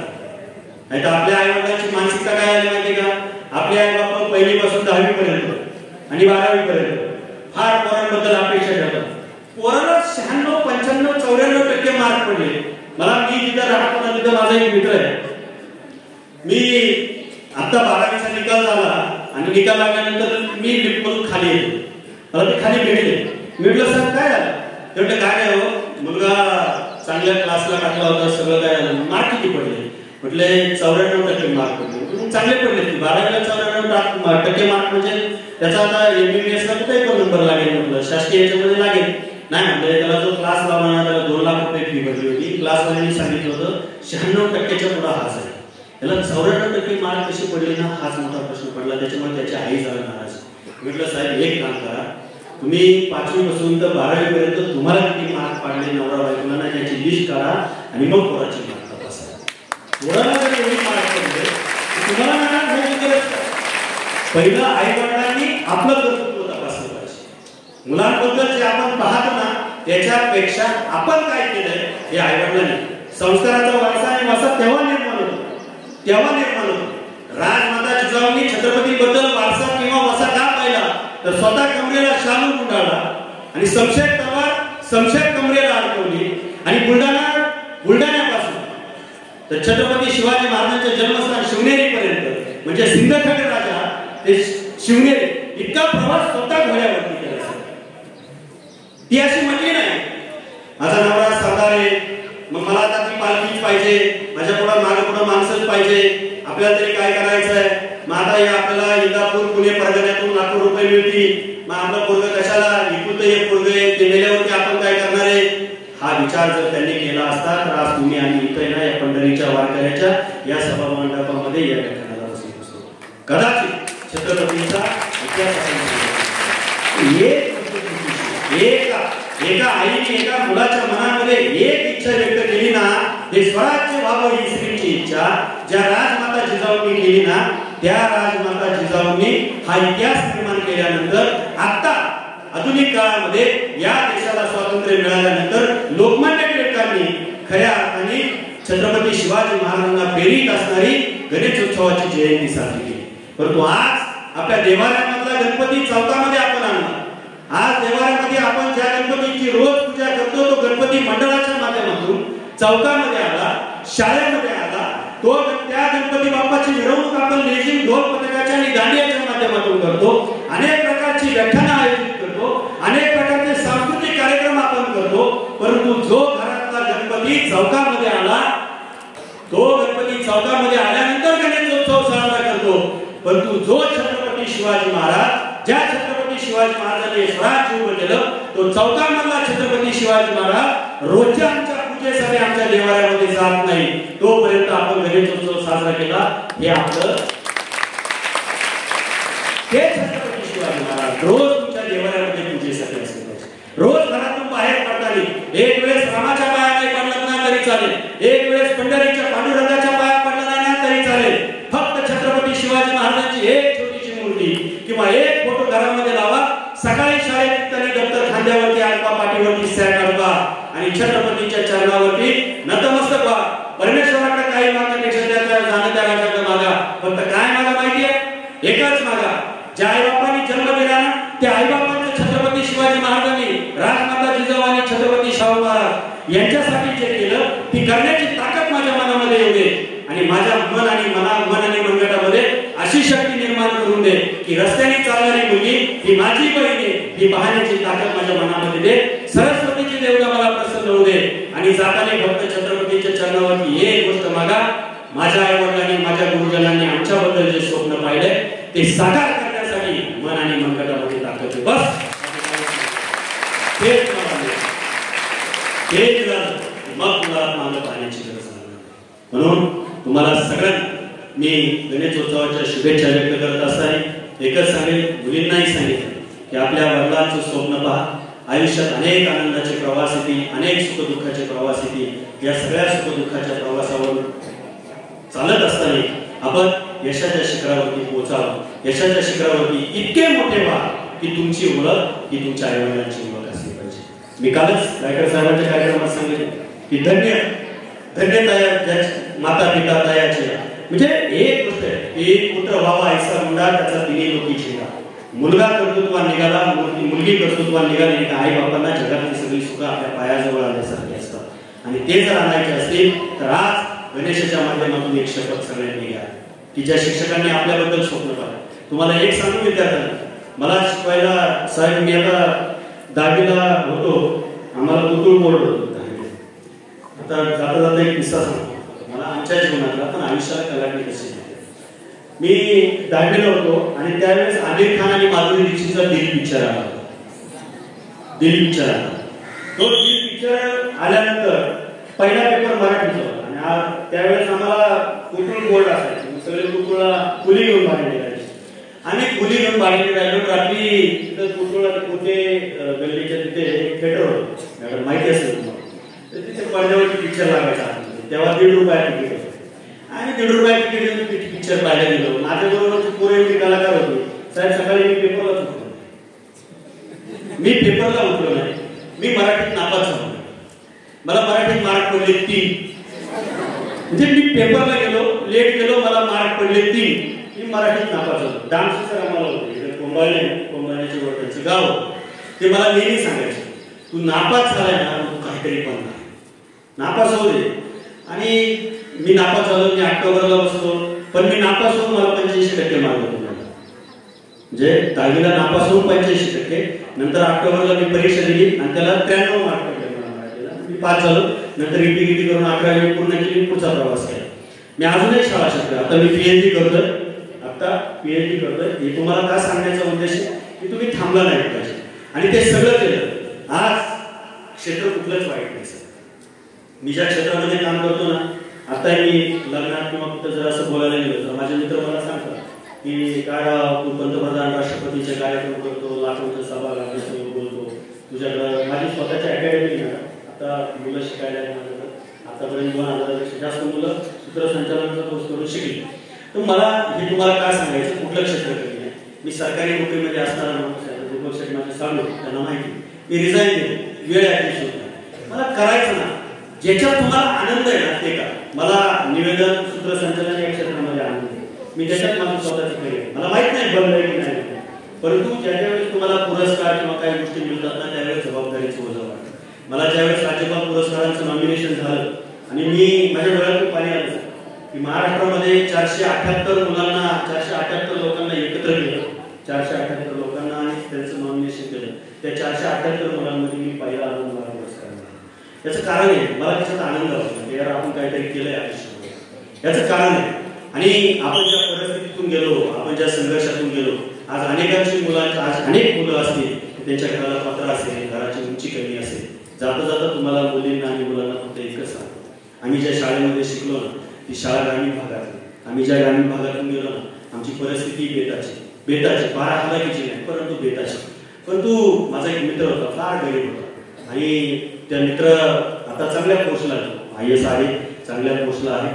आम्ही कॉलेजला असताना त्यांनी मला तो नेहमी सांगायचा, या आमचं घर आहे ना फार गळत आहे, पत्रा आहे घरावरती, सगळं आहे. मी एक दिवस त्या काकूंकडे आता साधारण 3-4 वर्षापूर्वी मुंबईला गेल्यावरती गेलो आणि त्या काकूंना भेटलो. त्या शासकीय नोकरीमध्ये मुंबईला मोठ्या पोस्टवरती होत्या, त्या रिटायर झाल्या. आणि मी त्यांना विचारलं, काकू तुमचे मिस्टर शासकीय नोकरीत होते, तुम्ही शासकीय नोकरीत होता, परंतु घर एवढं साधं होतं. तर त्या मला म्हटल्या, आम्ही घर का बांधलं नाही तुला सांगते, फार डोंगर कपारी खाली राहायचो आणि हा मोठा नसता झाला. हा मोठा कशामुळे झाला माहिती का, त्या घरामुळे मोठा झाला. म्हटलं काकू का हवं असं. तर त्या म्हटल्या, एक गोष्ट आहे, तुमचं घर आहे ना उंची बारीक होती, माणसं उंचीने मोठी होती, पण घर उंचीने लहान होतं, आम्हाला घरात येणं वाकून जावं लागायचं. म्हटलं मग काकू त्या घरात का राहिल्या. तर त्या म्हटल्या, याचं MPSC UPSCचं होईतोपर्यंत आम्ही तिथंच थांबतो. याचं कारण फक्त एकच आहे, ती त्याला मी नेहमी सांगायचे. काय सांगायची माहिती आहे, त्या काय सांगायच्या, बाळा तुझ्या बापाला सरकारी पगार जरी असेल तरी त्या पगारात तुमच्या 3 भावांचं बहिणीचं भागत नाही. त्यावेळेस पगार तोकडा असायचा. हे पत्र्याचं घर आहे ना, हे असंच ठेवलं. हे का ठेवलं माहिती का, उन्हाळा आला ना तर उन्हाळ्यामध्ये आतमध्ये गरम व्हायचं आणि मग लक्ष द्यायचं, अरे नाही आपल्या घरावरती पत्र आहे त्याच्यामुळे आपल्याला गरम होते. पावसाळा का रात्रंदिवस झोप यायची, काय यायची नाही माहिती का, सारखा पाऊस त्या पत्र्यावरती वाजायचा का झोप मोडवायची, मग जाणीव व्हायची नाही आपलं घर पत्र्याचं.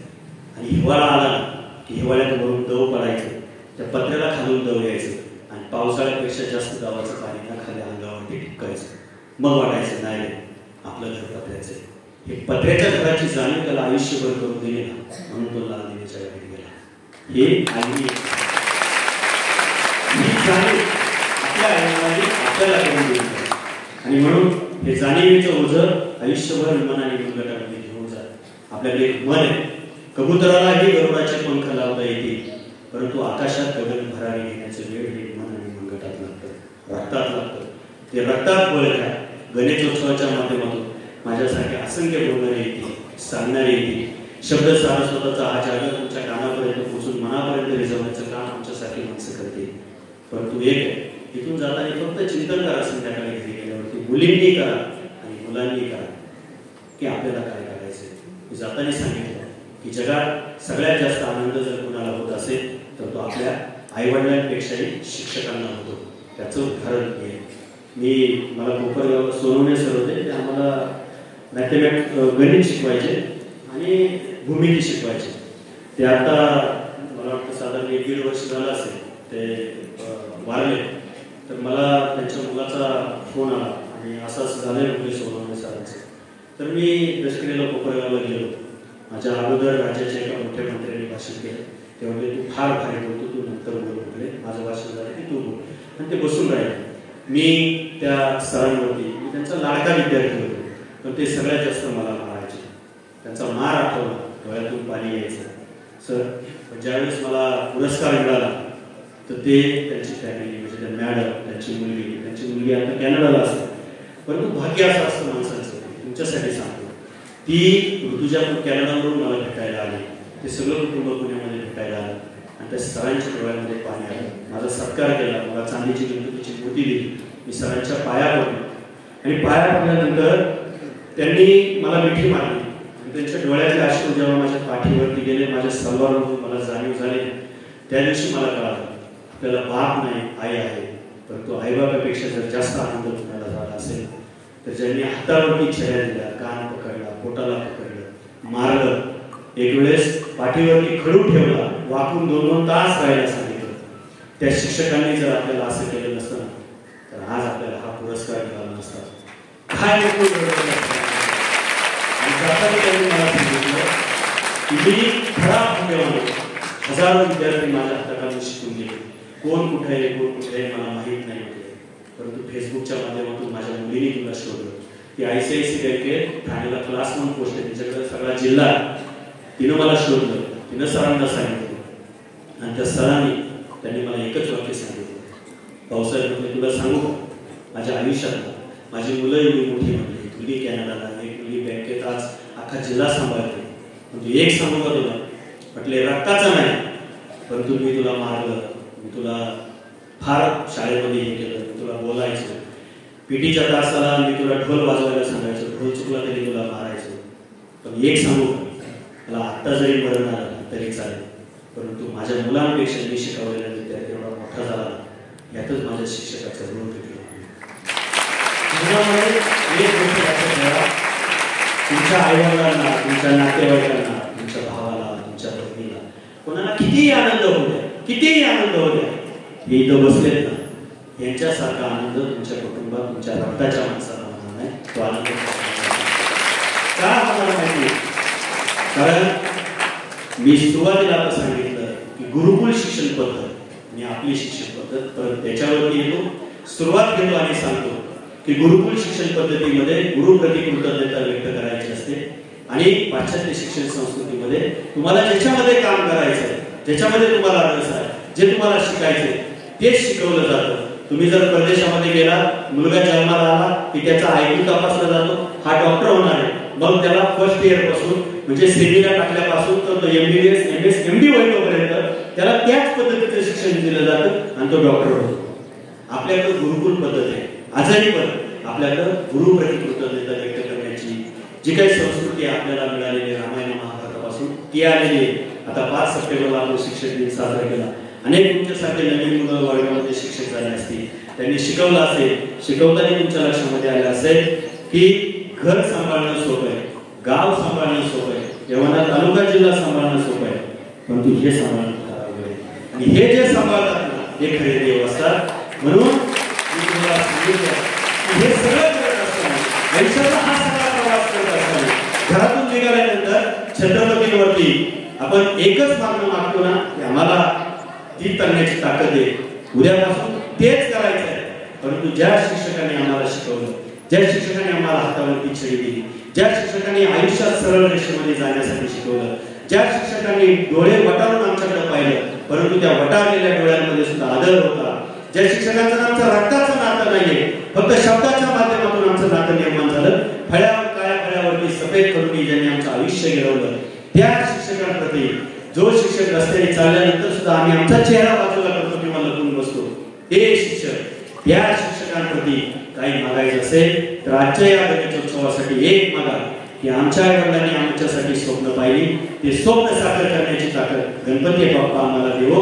आणि ज्या शिक्षकांनी स्वतःचा आनंद बाजूला ठेवू, स्वतःच्या कुटुंबाचा आनंद बाजूला ठेवू, आमचा आनंद मोठा व्हावा, माझा विद्यार्थी मोठा व्हावा, माझा विद्यार्थी IAS IPS बनावा, कलेक्टर CP SP काही राजकारणात काही बनावा, परंतु माझा विद्यार्थी मोठा व्हावा, हे खडू हातात घेतल्यानंतर, सरस्वतीचं पुस्तक हातात घेतल्यानंतर विद्यार्थ्यांप्रती कृतज्ञता व्यक्त करतो ना, या शिक्षकांना उदंड आणि निरोगी आयुष्य लाभू दे. आम्ही मोठे होऊन त्यांच्या चरणावरती नतमस्तक होण्यासाठी जावं, इतकं मोठं आयुष्य त्यांना लाभू दे, हीच सदिच्छा गणपती बाप्पाच्या चरणी मागूया. परत एकदा आपण सगळे या कार्यक्रमाच्या मान केला. मी जितकाही मोठा नाही की जे सरांनी मला सांगितलं त्याच्याही पलीकडे तुमच्याच मागितलं आहे, तुमच्याच या कृषीमध्ये वाढलेला आहे, तुमच्याच तालुक्यातला आहे, तुमच्या संस्काराच्या तुमच्या सानिध्यामधून मोठा झालेला आहे. म्हणून आपण सगळे जाताना मी जसं आमची कन्या समीक्षा दीपक गायकरने सांगितलं की माझी शाळा अशी आहे काका, माझी आता तिला मी त्या दिवशी म्हटलं तू गणपतीला चल पुण्याला, तर ती मला म्हणते काका कार्यक्रम शाळेमध्ये मी येणार नाही, आमच्या शाळेत गणपती असतो 10 दिवस आणि अख्ख्या तालुक्यामध्ये कुणीच करत नाही अशी आमची शाळा करते. हे ऐकून मला तुमच्या विद्यालयाबद्दल फार कृतज्ञता, खऱ्या अर्थाने कृतज्ञता व्यक्त करावी. परत एकदा तुमच्या सगळ्या शिक्षकांच्या चरणावरती नतमस्तक होतो. तुमचं वय किती आहे हे मला माहित नाही, परंतु ज्ञानाने कर्तृत्वाने तुम्ही सगळेजण मोठे आहात. उद्याच्या काळात फुलवण्याचं काम आणि त्यातून खऱ्या अर्थाने सुगंध निर्माण करण्याचं काम तुम्ही करता. तुम्ही शिक्षक प्राजक्ताच्या फुलासारखं आयुष्य करता, जे झाडावरती असला तरी सुगंध देतात, जमिनीवरती असला तरी सुगंध देतात. आणि शिक्षक प्राजक्ताच्या फुलासारखा का असतो मॅडम, तर तो मातीवरती पडला, फुल बाजूला गेलं तरी माती हातात घेतली तरी त्याच्यातून सुगंधाचा कर्तृत्वाचा सुगंध निघतो. अशा शिक्षकांप्रती कृतज्ञता व्यक्त करून गणपती बाप्पाच्या या गणेशोत्सवाच्या तुम्हाला शुभेच्छा व्यक्त करतो आणि शब्द सारस्वताला पूर्ण करतो.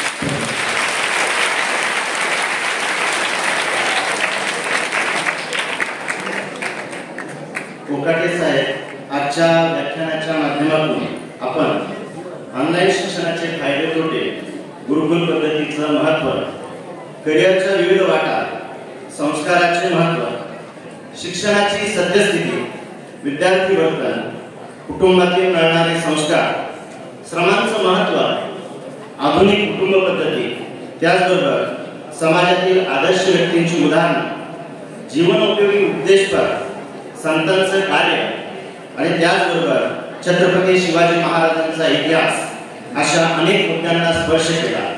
व्याख्यानाच्या माध्यमातून आपण विद्यार्थ्यांना मंत्रमुग्ध केलं. आपले मनपूर्वक धन्यवाद व्यक्त करतो आणि यानंतर आजच्या कार्यक्रमाचे अध्यक्ष सन्माननीय श्री सुभाषजी गायकर यांना विनंती करतो आपण अध्यक्षीय भाषण व्यक्त करण्यासाठी पुढे यावं.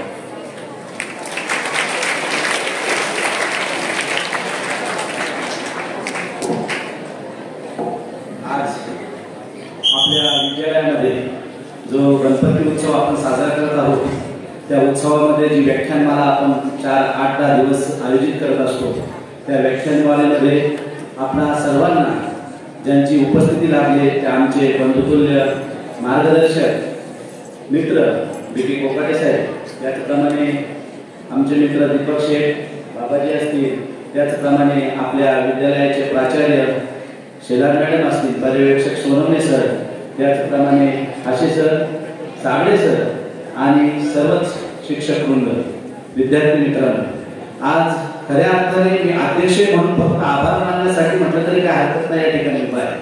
खऱ्या अर्थाने संस्कार या विषयावर आपल्याला जे विकी कोकाटे साहेबांनी जे मार्गदर्शन, अमूल्य मार्गदर्शन केलेलं आहे, तो अमृताचा ठेवा मी कोकाटे साहेबांना सांगू इच्छितो की आमची मुलं निश्चितच घेतल्याशिवाय राहणार नाही आणि आपण जे जे मार्गदर्शन सर्व विषयांवर केलेले असतील ते सर्व गोष्टी आमचे विद्यार्थी आत्मसात करतील. अगदी विनोदाने सांगायला हरकत नाही साहेब, तुम्ही सांगितलं की तुम्ही तुमच्या आई वडिलांचे मार्गदर्शन घ्या. आमच्या दोघांची मुली इथे संध्याकाळचे मार्गदर्शन घेऊन मार्ग असतील आणि मग काय आम्ही जर बोललो मार्ग किती तर आम्हाला सांगतील तुम्हाला मार्ग किती होतो. हा एक विनोदाचा भाग आहे. आमची मुलं आत्मसात करणार सांगण्याचा उद्देश एवढाच आहे की आमची सर्व मुलं आत्मसात करणारे आहेत. आणि एक अभिमानाची बात सांगतो, या तालुक्यामध्ये आमचे सह्याद्री विद्यालय ते तालुक्यामध्ये सर्व क्षेत्रामध्ये क्रीडा क्षेत्र असेल आणि इतर सर्वत्र अभ्यास असेल सर्व क्षेत्रांमध्ये स्पर्धा परीक्षा असतील, 10वी 12वीचे परीक्षा असतील, सर्व क्षेत्रामध्ये आमचं विद्यालय अग्रेसर असणारं विद्यालय आहे. आणि याचं कारण म्हणजे आमचे सर्व शिक्षक वृंद आहे. अगदी आपल्या मुलाप्रमाणे आपल्या मुलाच्या आपण सांगितलं की मला माझ्या आईवडिलांपेक्षाही जास्त जर अभिमान मला जे पुरस्कार मिळाला त्याचा असेल तर माझ्या शिक्षकांचा होता.